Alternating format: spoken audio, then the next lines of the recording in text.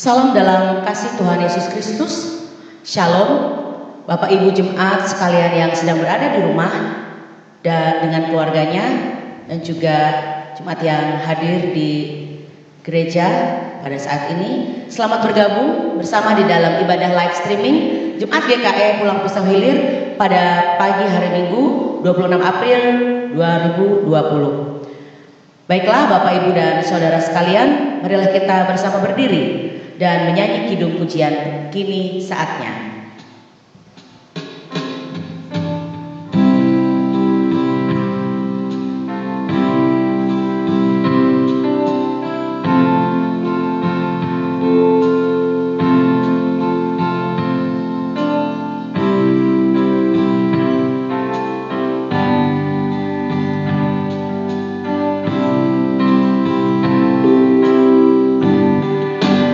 Kini saatnya berdiri di altarnya,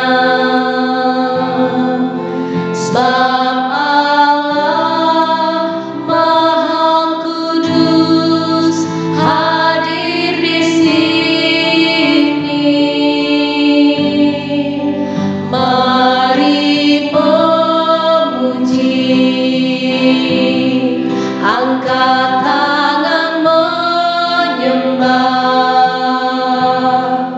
sebab Allah Maha Kudus hadir di sini. Kita masuk tahta suci-Nya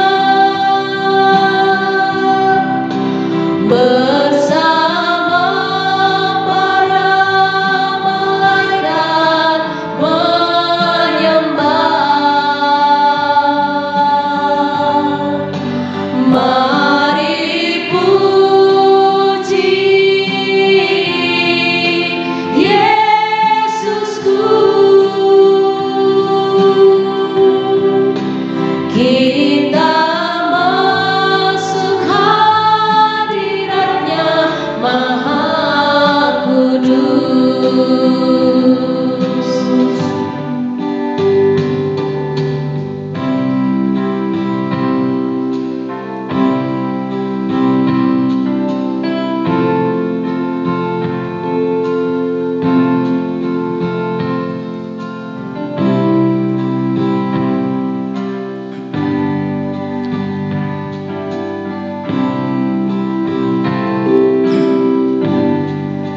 Kini saatnya berdiri di altarnya, sebab Allah Maha Kudus hadir di sini. Mari memuji, angkat tangan menyembah, sebab Allah Maha Kudus hadir di sini. Kita masuk tahta suci-Nya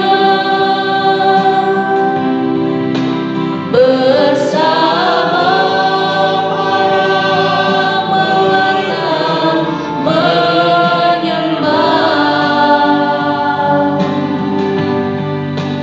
Mari puji Yesusku. Kita masuk hadirat-Nya Maha Kudus.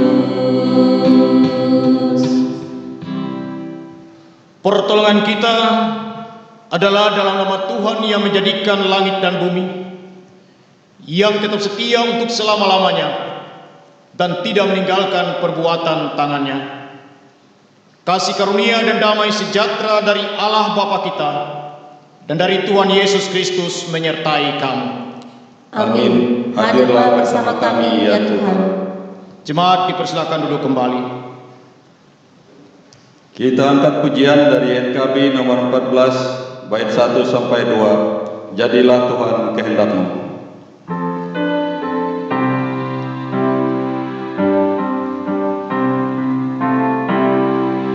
Jadilah Tuhan kehendak-Mu, kala penjunam ku tanahnya. Bentuklah aku sesukamu, kan ku nantikan dan berserah.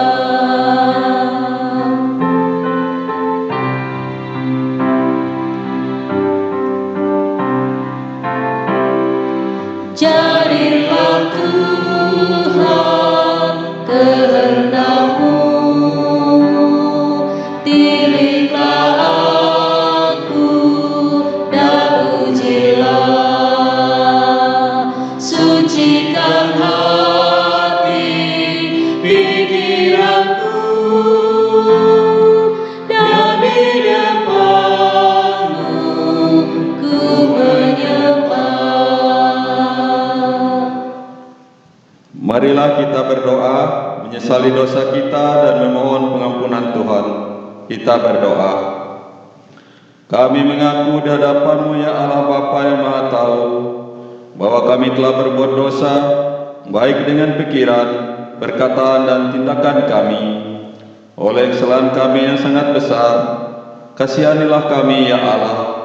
Ampunilah segala dosa kami, dan pimpin kami menuju hidup yang kekal oleh Yesus Kristus Tuhan kami. Amin. Sebab aku ini Tuhan Allahmu, memegang tangan kananmu dan berkata kepadamu, janganlah takut, akulah yang menopang engkau. Yesaya 41 ayat 13. Kita sambut petunjuk hidup baru dengan nyanyi kidung pujian Engkaulah perisaiku.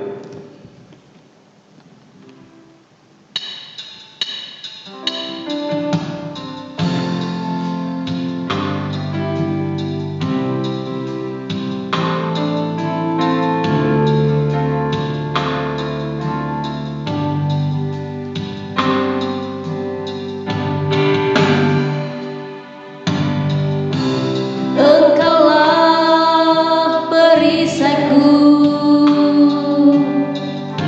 saat badai hidup menerpaku.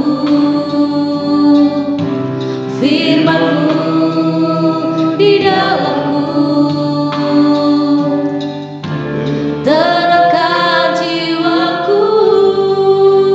Ku kan berdiri di tengah badai, dalam kekuatan yang Kau berikan. Sampai kapanpun ku kan bertahan, karena Yesus menopang hidupku.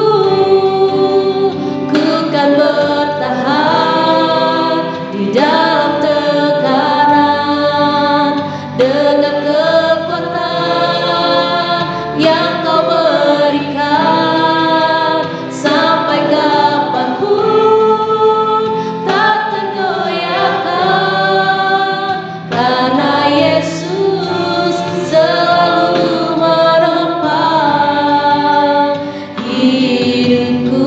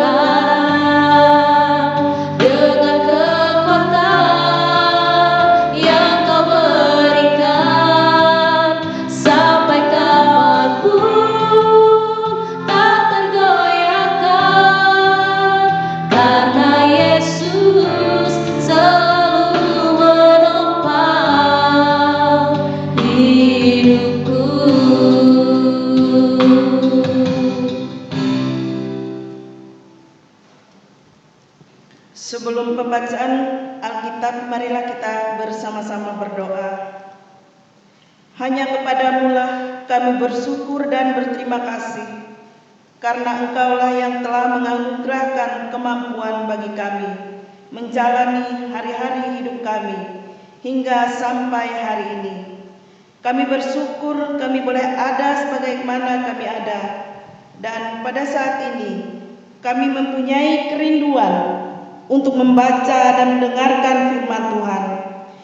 Kami mohon kiranya Roh Kudus-Mu menuntun dan menguasai kami, sehingga kami dapat memahami akan maksud firman-Mu bagi kami pada saat ini. Di dalam Yesus Kristus kami berdoa. Amin.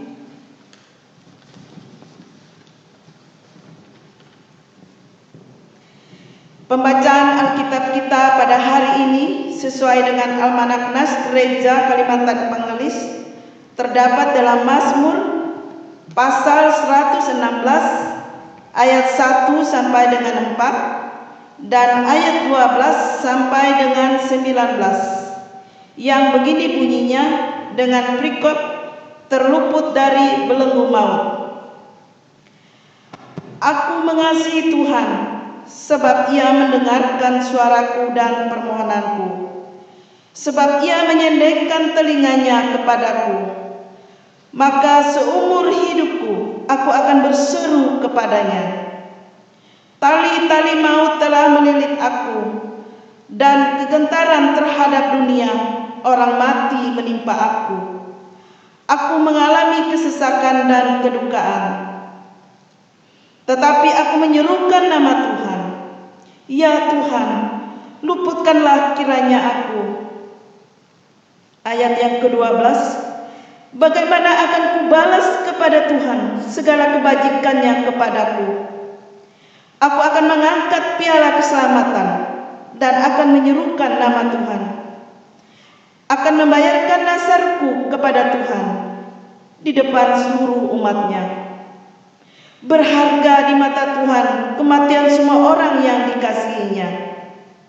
Ya Tuhan, hamba-Mu, aku hamba-Mu, anak dari hamba-Mu perempuan. Engkau telah membuka ikatan-ikatanku.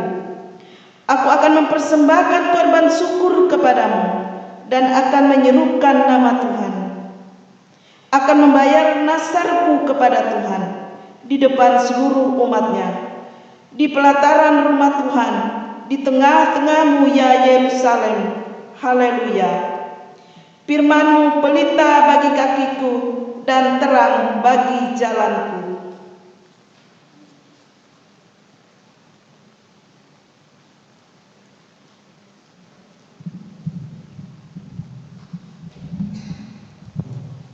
Sidang jemaat, marilah kita berdiri bersama-sama dengan sekalian orang percaya dari segala masa dan tempat mengikrarkan pengakuan iman rasuli yang nanti diakhiri dengan haleluya, haleluya, haleluya. Kita ucapkan bersama-sama demikian. Aku percaya pada Allah Bapa yang Maha Kuasa, Khalik langit dan bumi, dan pada Yesus Kristus anak yang tunggal Tuhan kita, yang dikandung daripada Roh Kudus, lahir dari anak darah Maria, yang menderita di bawah pemerintahan Pontius Pilatus, disalibkan, mati dan dikuburkan, turun ke dalam kerajaan maut. Pada hari yang ketiga bangkit pula dari antara orang mati, naik ke surga, duduk di sebelah kanan Allah Bapa yang Maha Kuasa, dan akan datang dari sana untuk menghakimi orang hidup dan yang mati. Aku percaya pada Roh Kudus, gereja yang kudus dan aman, persekutuan orang kudus, pengampunan dosa, kebangkitan daging, dan hidup yang kekal.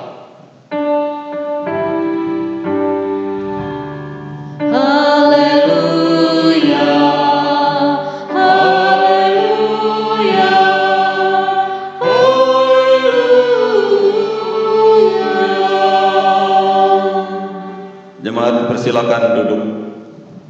Kita angkat pujian dari PKJ nomor 198 bait 1 sampai 2. Di hatiku ya Yesus.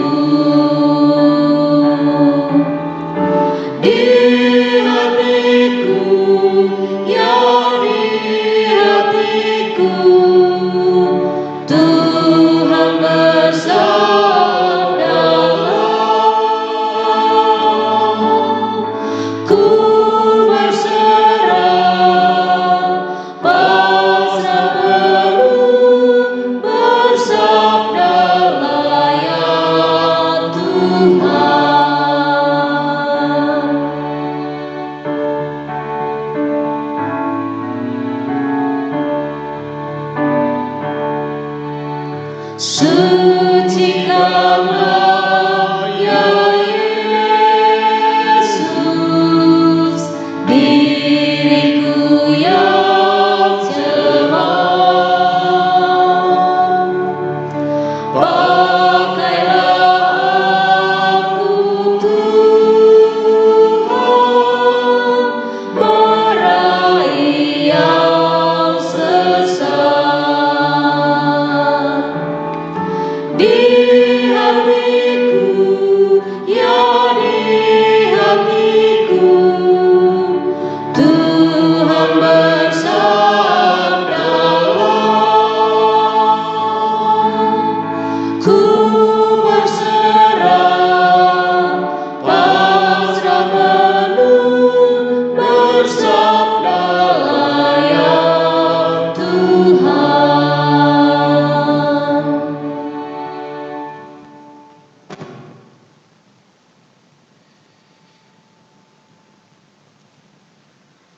Bapak Ibu sidang jemaat Tuhan yang kekasih dalam Yesus Kristus,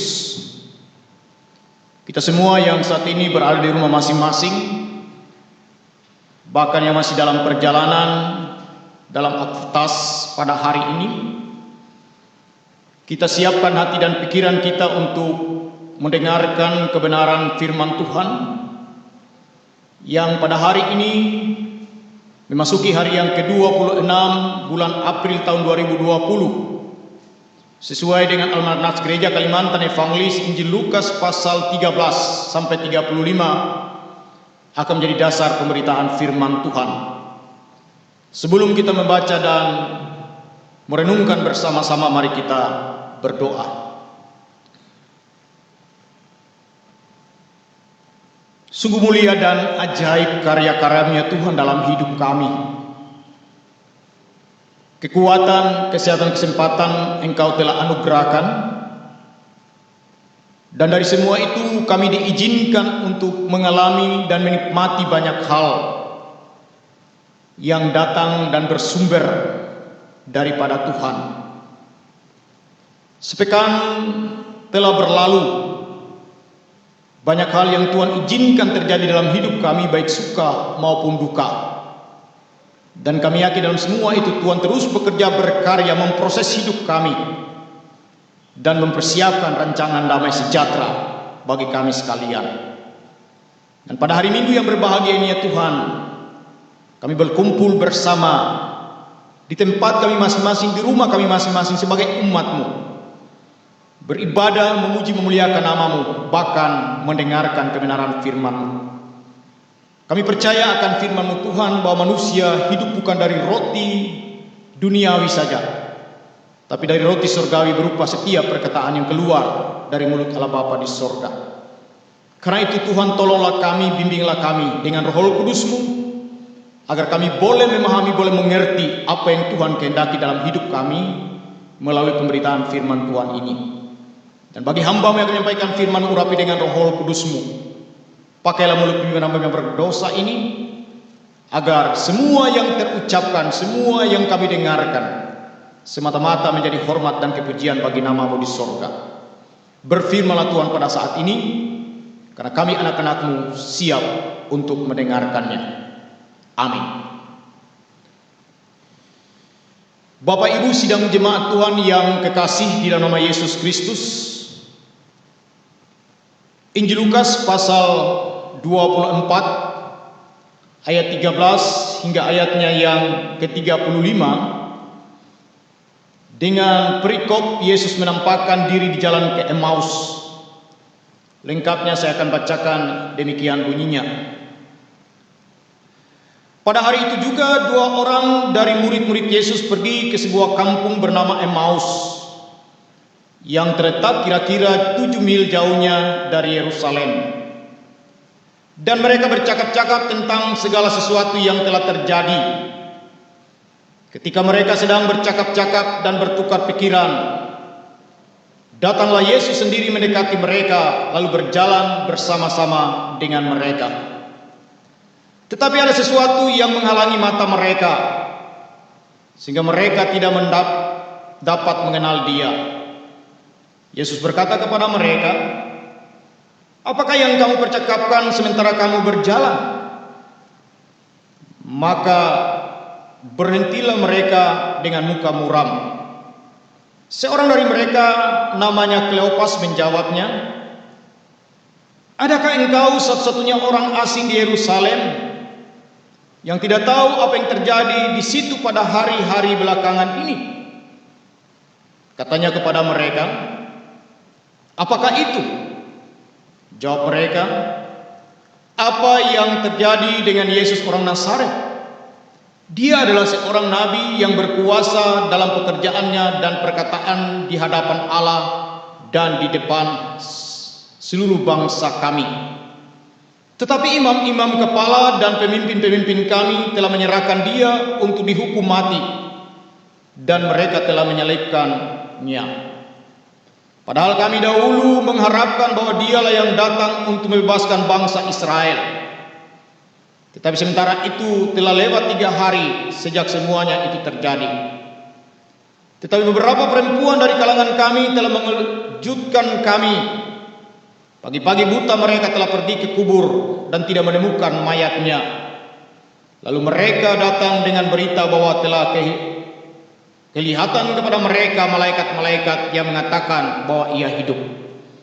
Dan beberapa teman kami telah pergi ke kubur itu dan mendapat memang benar yang dikatakan perempuan-perempuan itu, tetapi dia tidak mereka lihat. Lalu ia berkata kepada mereka, hai kamu orang bodoh, betapa lambannya hatimu sehingga kamu tidak percaya segala sesuatu yang telah dikatakan para nabi. Bukankah Mesias harus menderita semuanya itu untuk masuk ke dalam kemuliaannya? Lalu ia menjelaskan kepada mereka apa yang tertulis tentang dia dalam seluruh kitab suci, mulai dari kitab-kitab Musa dan segala kitab nabi-nabi. Mereka mendekati kampung yang mereka tuju. Lalu ia berbuat seolah-olah hendak meneruskan perjalanannya. Tetapi mereka sangat mendesaknya, katanya, tinggallah bersama-sama dengan kami, sebab hari telah menjelang malam dan matahari hampir terbenam. Lalu masuklah ia untuk tinggal bersama-sama dengan mereka. Waktu ia duduk makan dengan mereka, ia mengambil roti, mengucap, berkata, lalu memecah-mecahkannya dan memberikannya kepada mereka. Ketika itu terbukalah mata mereka dan mereka pun mengenal dia. Tetapi ia lenyap dari tengah-tengah mereka. Kata mereka seorang kepada yang lain, bukankah hati kita berkobar-kobar ketika ia berbicara dengan kita di tengah jalan dan ketika ia menerangkan kitab suci kepada kita? Lalu bangunlah mereka dan terus kembali ke Yerusalem. Di situ mereka mendapati ke-11 murid itu. Mereka sedang berkumpul bersama-sama dengan teman-teman mereka. Kata mereka itu, sesungguhnya Tuhan telah bangkit dan telah menampakkan diri kepada Simon. Lalu kedua orang itu pun menceritakan apa yang terjadi di tengah jalan dan bagaimana mereka mengenal dia pada waktu ia memecahkan roti. Salam, selamat pagi dan salam sejahtera buat kita sekalian. Tidak ada kata yang lain yang pantas kita ucapkan sebagai anak-anak Tuhan selain ungkapan rasa syukur dan terima kasih. Karena kita yakini, kita rasakan kasih Tuhan tidak pernah meninggalkan kita. Walaupun sepekan kehidupan yang baru saja kita lewati, kita banyak dipertemukan dengan berbagai macam persoalan yang semakin membebani kehidupan kita sebagai anak-anak Tuhan. Tetapi saya yakin Bapak Ibu Saudara-saudara, jika pada saat ini kita bertemu bertatap muka dan bertanya kepada Bapak Ibu apa kabar, pasti kita akan menjawab secara spontan, kabar baik.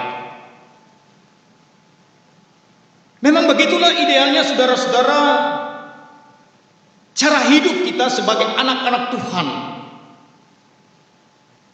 Manusia yang telah merasakan, yang telah menikmati, yang telah menjalani hidup di dalam keselamatan. Nah, pada hari ini saudara-saudara, kita diperhadapkan dengan Injil Lukas pasal 24 ayat 13 hingga ayatnya yang ke-35. Yang berbicara tentang perjalanan dua orang murid Tuhan Yesus menuju sebuah tempat yang bernama Emmaus. Pertanyaannya saudara-saudara yang kekasih Yesus Kristus, ada apa sebenarnya masa-masa perjalanan kedua murid itu menuju Emmaus sehingga menjadi sesuatu yang penting yang harus dilaporkan oleh penulis kitab Injil Lukas dan dibaca anak-anak Tuhan di dalam kekinian kita hingga pada saat ini.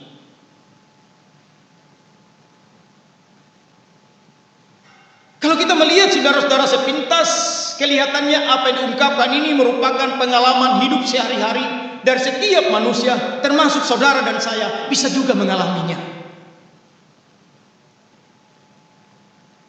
Tetapi sekali lagi saudara-saudara, tampaknya ada sesuatu yang menarik, sesuatu yang prinsip, yang perlu dikomunikasikan, yang perlu disampaikan kepada seluruh umat manusia, termasuk saudara dan saya pada saat ini. Di dalam Injil Lukas pasal 24 tadi dinarasikan dua orang murid Tuhan Yesus berjalan menyelusuri jalan menuju Emmaus sambil bercakap-cakap, berbicara tentang berbagai macam pengalaman hidup. Dan tentu saja tidak terkecuali pengalaman hidup yang baru saja sepekan mereka alami bersama dengan teman-temannya. Bagaimana mereka dalam kepedihan, dalam kesedihan menyaksikan guru mereka, rabi mereka, yaitu Yesus, ditangkap, diadili, dan disalibkan dan mati di dalam penistaan. Dan tentu saja pengalaman itu, cerita itu meninggalkan bekas luka yang dalam, yang membawa penderitaan, pergumulan, rasa ditinggalkan.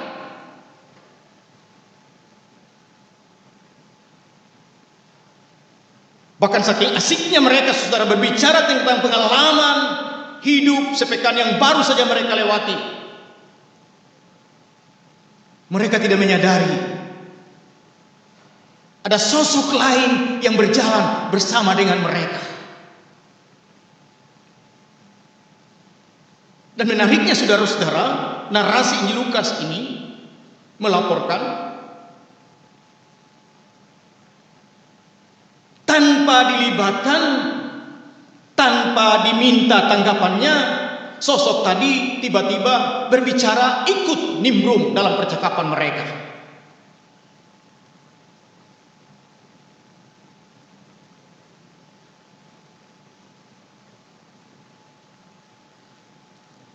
Apakah sebenarnya yang saudara-saudara ini bicarakan?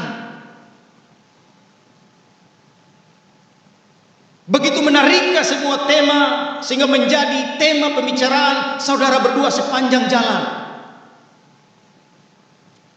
Barangkali itu ekspresi dari orang itu jika kita mau menerjemahkan bahasanya secara sederhana. Nah, spontan saudara-saudara, kedua murid tadi, dalam hal ini Kleopas, bereaksi. Siapa sih sebenarnya orang ini? Dari manakah asalnya? Apakah dia tidak pernah mendengar berita yang sangat tersebar sepekan ini tentang rabi kita, tentang guru kita.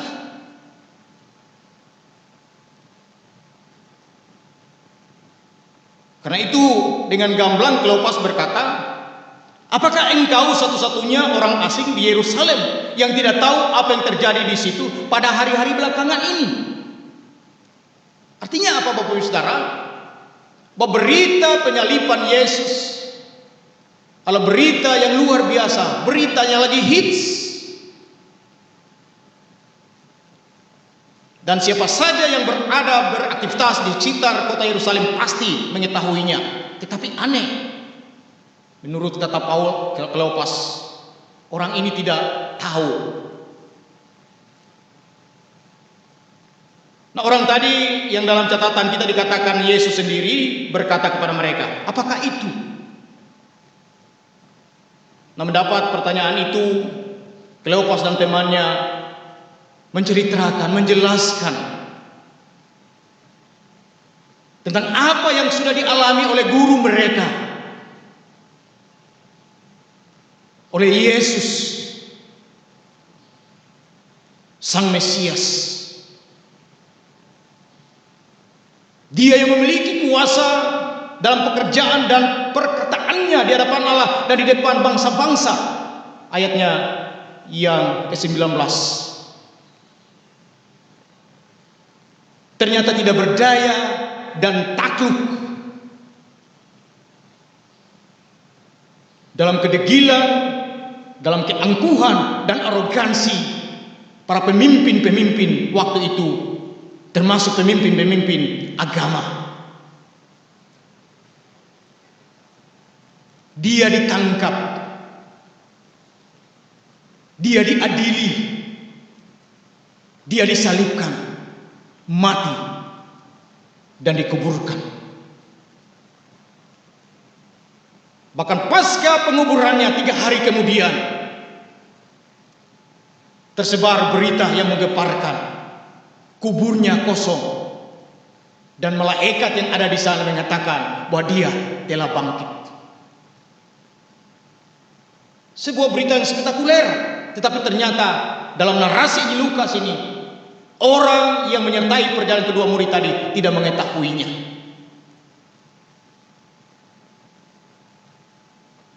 Mendengar apa yang disampaikan oleh Kleopas,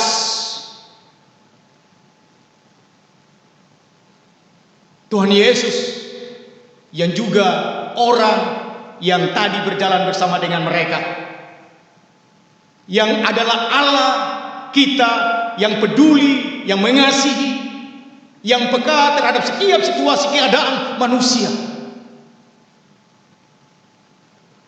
Ternyata Allah yang tidak pernah dan mau membiarkan umatnya terus berada di dalam ketidaktahuan sebuah kebenaran.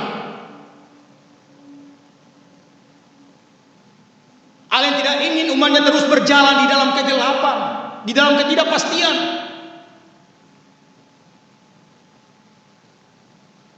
Karena itu dengan bahasanya yang sedikit kasar mungkin dalam kacamata kita manusia, berkata kepada mereka, hai kamu orang-orang bodoh, betapa lambannya hatimu sehingga kamu tidak percaya segala sesuatu yang telah dikatakan para nabi.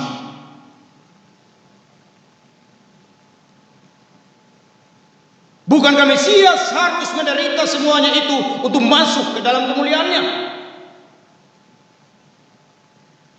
Dan dia lanjutkan dengan menjelaskan kepada kedua orang murid Tuhan Yesus tadi tentang dia dalam seluruh kitab suci yang dicatat dari kitab Musa sampai kepada kitab nabi-nabi. Tetapi saudara, rupanya penjelasan yang disampaikan oleh Tuhan Yesus tadi belum mampu membebaskan murid-murid tadi dari keadaannya. Ini bisa kita pahami Bapak Ibu Saudara, karena memang situasi psikologis mereka berada dalam tekanan, berada dalam masa-masa sulit, masa pergumulan, sehingga untuk menerima berita yang positif sekalipun belum maksimal. Kemudian narasi selanjutnya dikatakan, ketika sudah mendekati kampung itu, orang tadi yaitu Yesus bertindak seakan-akan ingin melanjutkan perjalanan. Dan kedua murid tadi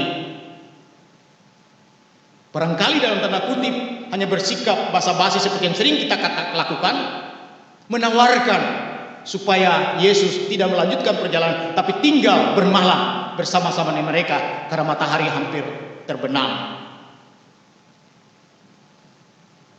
Dan selanjutnya dikatakan Yesus makan. Dan ketika dia makan, dia mengambil roti, mengucap syukur dan memecahkannya, membagikannya kepada mereka. Dan menarik, narasi terakhir dari apa yang dilakukan oleh Tuhan Yesus membuat mata kedua murid tadi terbuka dan mereka mengenal siapa yang saat ini bersama-sama dengan mereka. Tetapi bersamaan dengan itu juga Tuhan Yesus menghilang dari pandangan mereka. Nah, pertanyaannya Bapak Ibu Saudara-saudara yang kasih Kristus, pada saat ini ketika bagian firman Tuhan ini, narasi tentang perjalanan murid-murid ke Emmaus diceritakan kembali dalam kehidupan kekristenan kita, pesan apa yang mau dikatakan?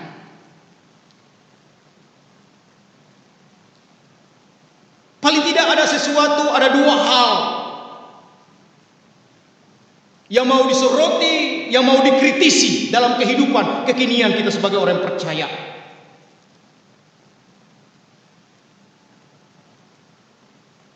Yang pertama, kecenderungan sikap manusia yang senantiasa terlalu mengedepankan rasionalitas manusia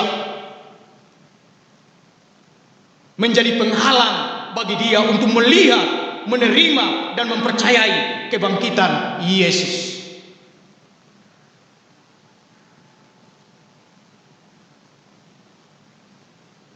Saudara, secara logika kita bisa memahami pikiran Tuhan Yesus. Guru mereka sudah ditangkap, sudah mati, mereka lihat dan saksikan dengan mata kepala sendiri. Tiba-tiba dikabarkan bangkit. Tentu saja sulit mereka terima secara akal, secara logika. Tetapi firman Tuhan yang berbicara tentang berita kebangkitan Kristus mengatakan yang sebaliknya. Yesus sungguh-sungguh bangkit. Sudah menemui mereka, bahkan sudah menampakkan diri kepada mereka.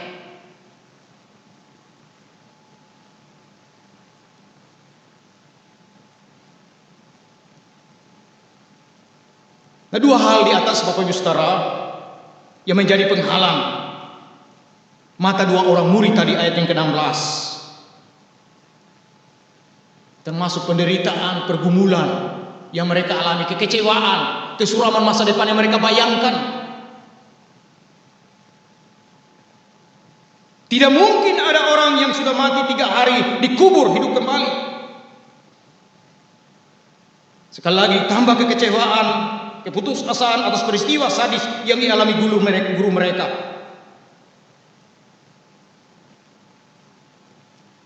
Bahkan kebencian orang-orang yang masih mencari-cari mereka menambah pekatnya selubung yang menghalangi mata, hati, pikiran dan rasa mereka untuk melihat dan menyadari kehadiran Tuhan Yesus.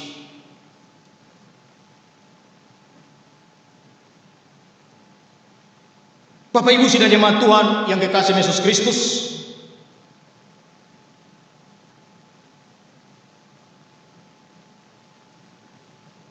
ketika mereka menyadari bahwa Yesus sungguh-sungguh bangkit dan sudah bersama dengan mereka,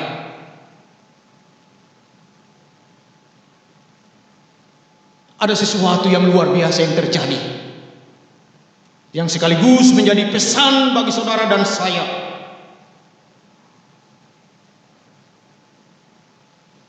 Hati murid-murid Tuhan Yesus yang tadinya muram, sedih, tidak bersemangat, kini terpulihkan. Dan mereka bergerak cepat segera kembali ke Yerusalem untuk bertemu dengan teman-temannya yang lain. Boleh jadi saudara-saudara, urusan mereka sebenarnya belum selesai di Emmaus. Tetapi kepastian berita kebangkitan Yesus, guru mereka, jauh lebih penting bagi mereka. Untuk segera diberitakan, dibandingkan dengan urusan pribadi mereka. Ya mungkin boleh jadi mereka ini ingin kembali ke kampung halaman mereka karena sudah kecewa dengan guru mereka tadi.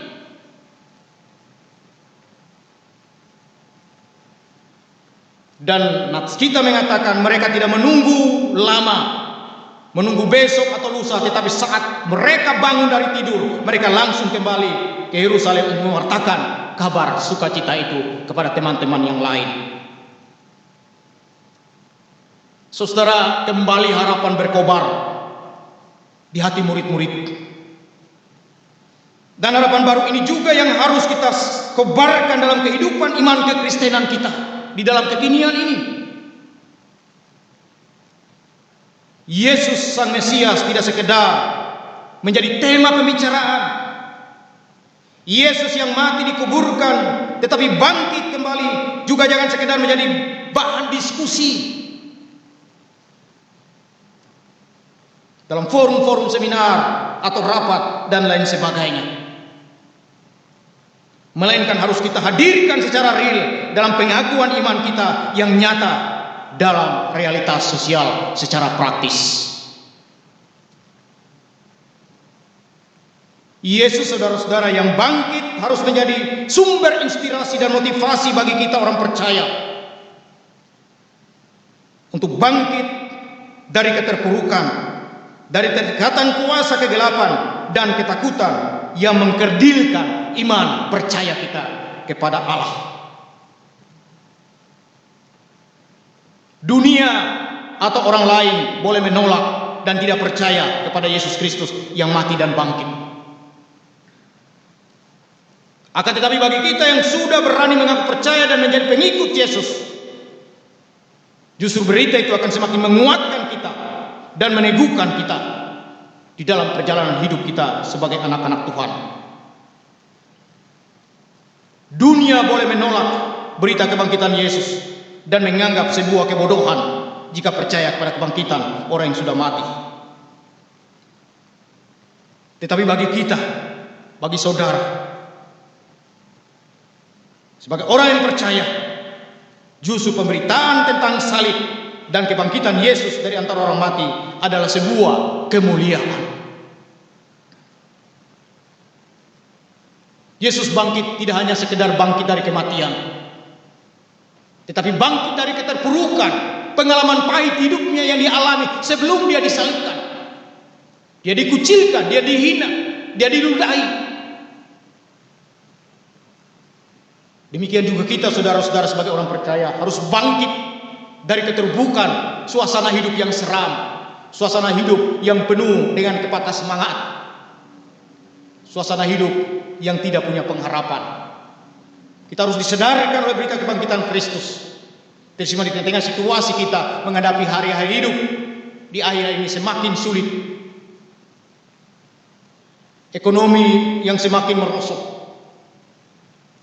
usaha yang sudah tidak lancar lagi, sementara kebutuhan keluarga, rumah tangga, anak-anak kita semakin meningkat. Tentu saja menjadi beban kehidupan kita. Tetapi berita kebangkitan Yesus yang dipercakapkan oleh Tuhan Yesus bersama dua murid menuju ke Emmaus tadi hendak memberikan semangat yang baru, spirit yang baru untuk tidak pasrah dalam kehidupan ini.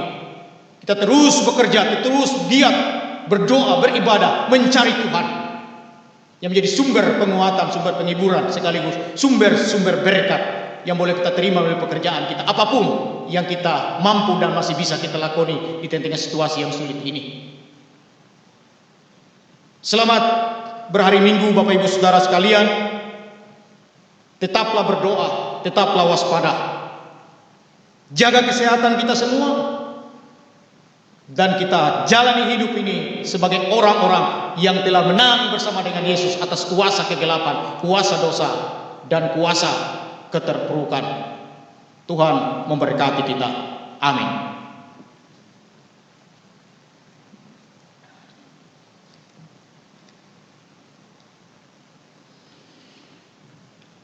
Bapak Ibu sidang jemaat Tuhan, mari kita siapkan hati dan pikiran kita, naikkan doa syafaat kita, dan nanti kita akhiri bersama-sama dengan doa Bapa kami. Kita berdoa. Kembali Tuhan Allah, kami datang menghampiri tatamu yang kudus. Kami senantiasa bersyukur dan berterima kasih kepadamu karena kebaikan kemurahan-Mu yang tidak pernah juga berkesudahan dalam hidup kami. Hari ini dalam persekutuan kami, walaupun dari tempat kami, dari rumah kami masing-masing, kami dijumpai, kami ditemui oleh Allah melalui pemberitaan firman-Mu. Kiranya firman yang penuh kuasa itu menghibur kami, menguatkan kami, menegur kami, dan mengingatkan kami,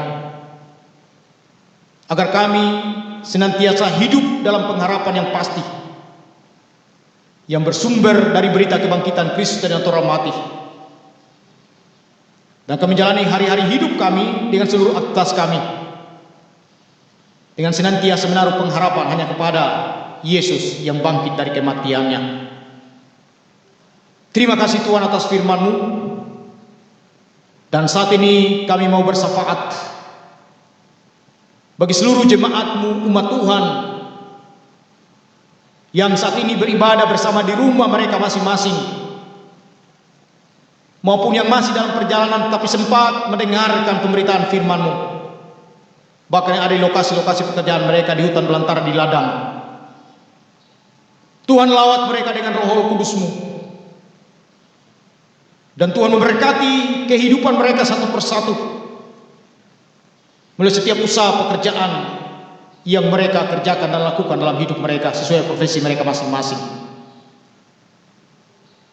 Kami ingin saling mendukung, saling mendoakan satu sama lain sebagai keluarga rumah tangga Kristen. Sebagai orang tua, kami serahkan anak-anak kami ke dalam tangan pengasihan-Mu ya Tuhan. Yang masih kecil dalam masa tumbuh kembangnya, Tuhan berkati dengan Roh Kudus-Mu, agar mereka bertumbuh berkembang menjadi anak-anak Tuhan yang sehat, yang cerdas, yang tangguh. Bagi anak remaja kami, pemuda kami, dalam seluruh aktivitas mereka di dalam maupun di luar rumah, Tuhan tutup, bungkus, lindungi mereka dimanapun mereka saat ini.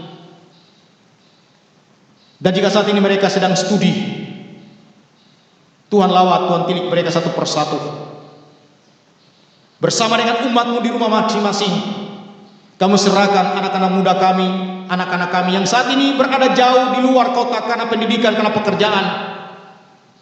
Tuhan kasihani dan lindungi mereka, pelihara mereka. Biarlah suatu saat atas izin Tuhan kami boleh dipertemukan dalam keadaan sehat, selamat, tidak kurang suatu apapun. Bagi anak-anak atau sebagai anak-anak, kami mau doakan para orang tua kami, baik yang sudah lanjut usia maupun yang belum, yang dengan penuh perjuangan, penuh dengan pengorbanan telah membesarkan kami, menghidupi kami sehingga kami boleh ada sebagaimana hingga saat ini. Berkatilah para orang tua kami dalam masa-masa tua mereka, berikan kekuatan kesehatan kepada mereka. Bagi kaum janda, kaum duda, dan yatim piatu, Tuhan senantiasa mendampingi mereka di tempat mereka masing-masing.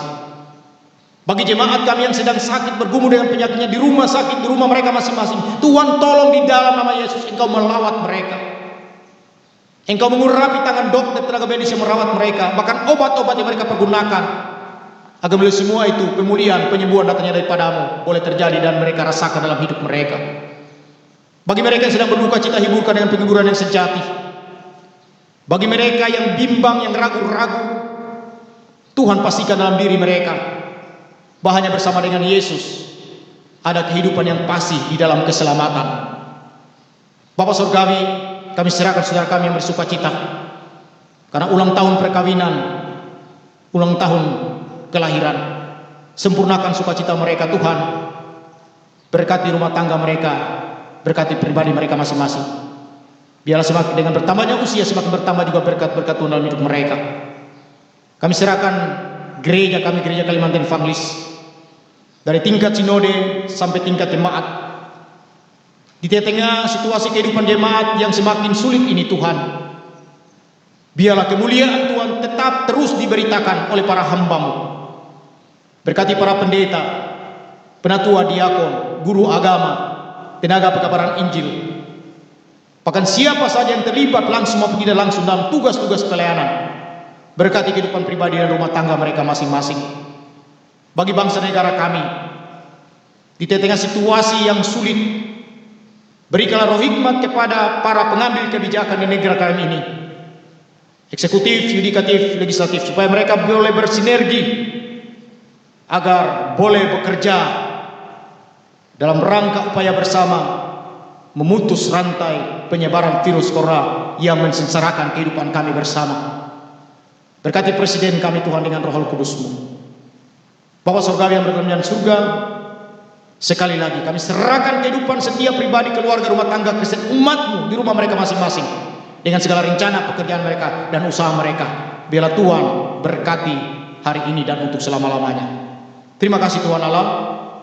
Inilah doa pengharapan kami, syafaat kami, yang kami serahkannya di dalam satu nama yang berkuasa, yaitu Yesus Kristus, Tuhan dan Juru Selamat kami hidup, yang mengajar kami berdoa bersama-sama.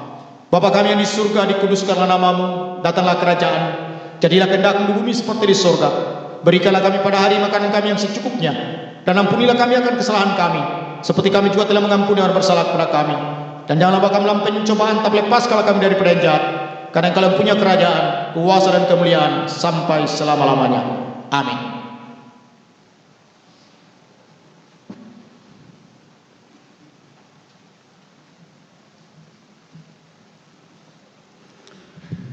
Sampailah kita ke persembahan syukur. Sebagai nats pengantar, kami bacakan dari 2 Korintus 8 ayat 12 yang berbunyi, sebab jika kamu rela untuk memberi, maka pemberianmu akan diterima. Kalau pemberianmu itu berdasarkan apa yang ada padamu, bukan berdasarkan apa yang tidak ada padamu. Kita berdoa untuk persembahan kita. Ya Tuhan, Engkau telah mengaruniakan pemberian yang baik kepada kami. Terimalah persembahan umat-Mu yang telah diserahkan dengan taat kepada perintah-Mu, agar dapat dipergunakan melayani Tuhan untuk kemuliaan nama-Mu. Amin. Kita angkat pujian dari NKB nomor 133 bait 1 dan sampai ayat 3. Pada ayat 3 kami undang untuk berdiri nanti. Syukur padamu ya Allah.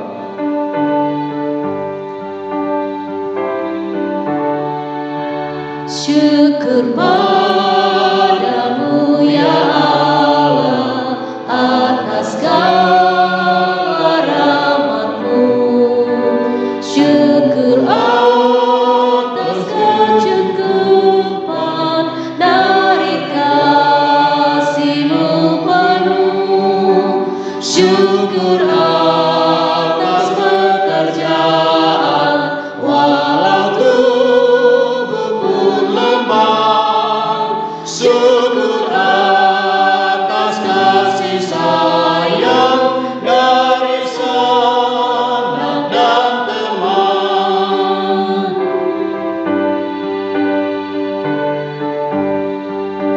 Syukur atas bunga mawar harum indah tak terperi. Syukur atas awan hitam dan mentari berseri. Syukur atas suka duka yang Kau beri tiap saat, dan firman-Mu lah pelita agar kami tak sesat.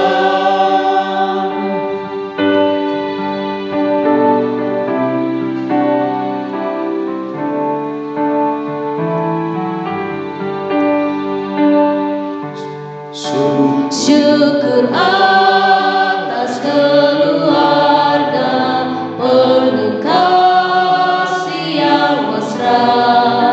Syukur atas perhimpunan yang memberi sejahtera. Syukur atas kekuatan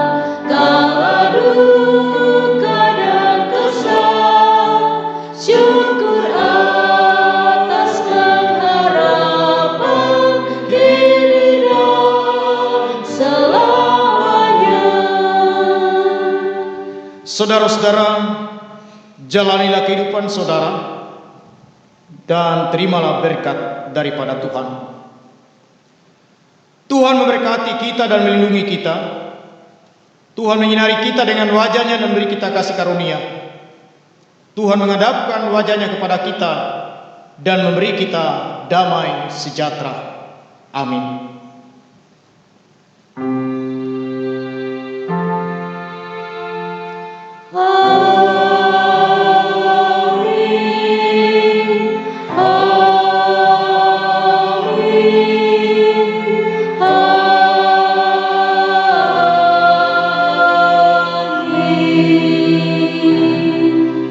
Jemaat dipersilakan duduk, kita masuki saat teduh.